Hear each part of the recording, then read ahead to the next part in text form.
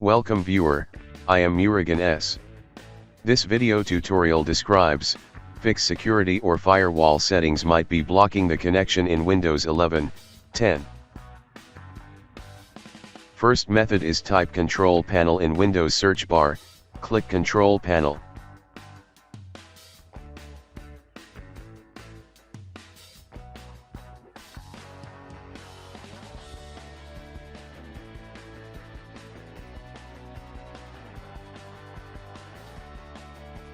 Open Windows Defender Firewall. Click Restore Defaults.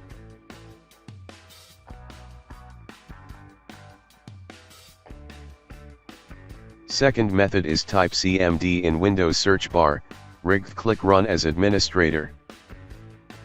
Type net sh space, adv firewall space, reset.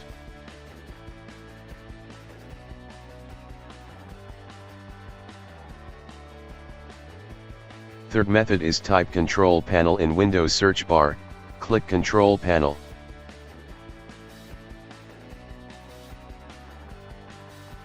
Open Windows Defender Firewall. Click Advanced Settings, click Restore Default Policy.